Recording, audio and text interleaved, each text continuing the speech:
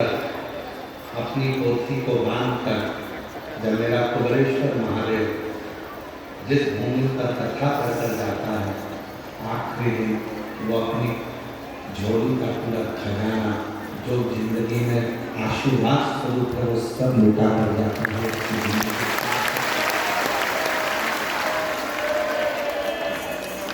पूरी रात शिव भक्तों ने दौड़ कर सोए, क्योंकि पंडाल में तो जगह नहीं थी, पंडाल के बाहर जगह नहीं थी, भोजनशाला में जगह नहीं थी, रोड के उस पार जो टेंट लगा है इसमें जगह नहीं थी।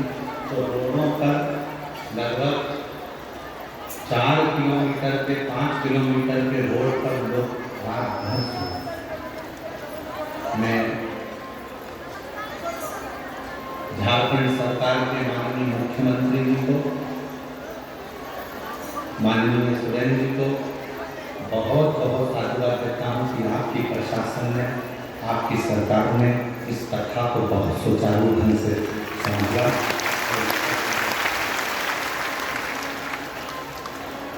मैं माननीय मुख्यमंत्री जी, झारखंड सरकार के सुरेंद्र जी को बहुत बहुत साधुवाद देता हूँ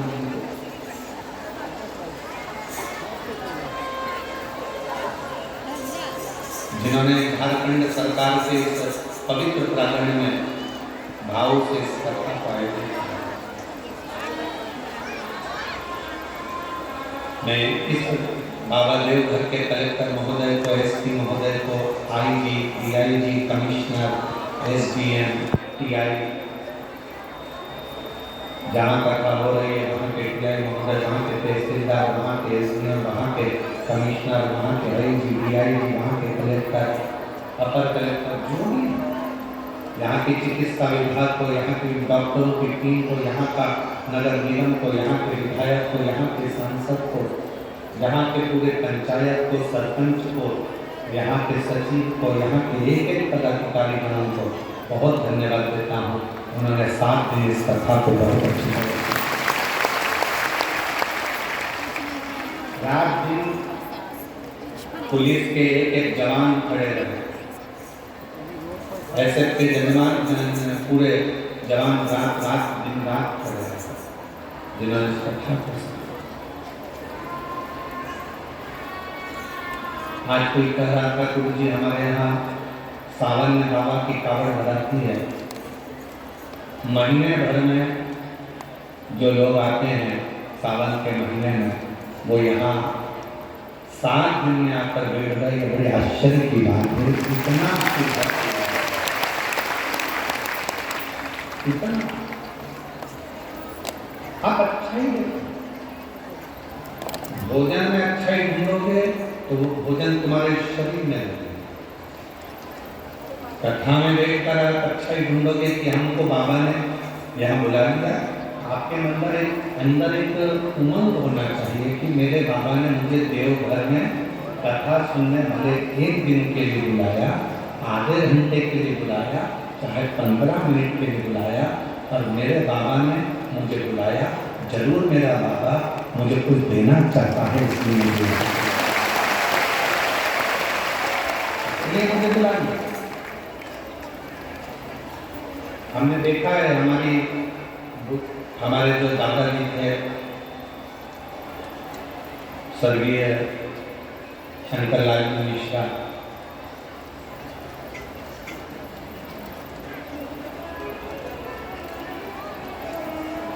हमारे परिस्थिति तो ऐसी नहीं थी कि हमारे पास में बहुत सारा धन उस समय पर, तो बस एजुकेशन अच्छे से हो जाए, पढ़ाई अच्छे से हो जाए, वही पर से काम नहीं करते। एक लकड़ी के 4 भाई का एक खटिया पलंग था जिसपे हमारे दादाजी सोते थे।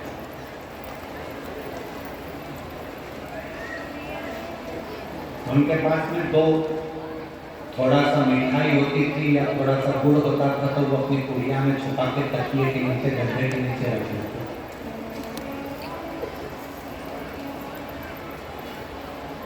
और जब हम अकेले दिखते थे तो हवाई लगाते थे, छोरा इधर आ,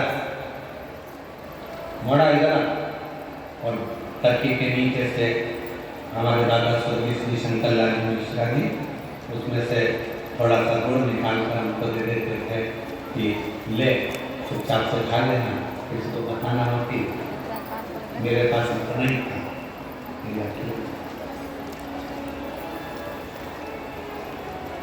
इशारा कर कर बुलाते थे, अपने पास बिठाते थे, पलंग पर कुछ निकाल कर दे देते। आप ही याद रखना, इशारा कर कर बुलाते थे, अपने पास से निकाल कर दे देते थे। उसी तरह 7 दिन नहीं, 5 दिन नहीं, 3 दिन नहीं, 1 दिन की भी अगर शिव पुराण की कथा मिल जाए, समझ लेना दादाजी ने तुमको कुछ निकाल कर देना चाहा है।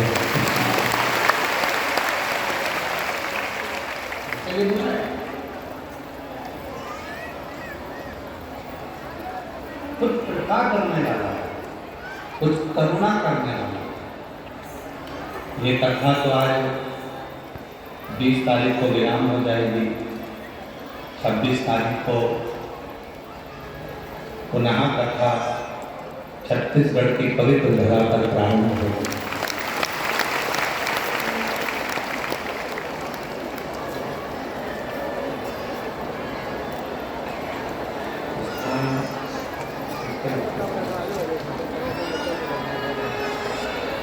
और जब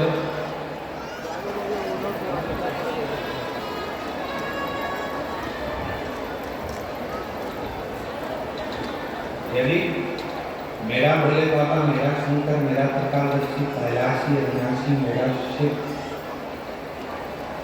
आपको यदि बुलाए, कथा श्रवण कराए या आपको अपने धाम में बुलाए, तो ये मान लेना कि मेरे बाबा हमको कुछ देना चाहते हैं। तुम्हारी करना और कृपा की ना हो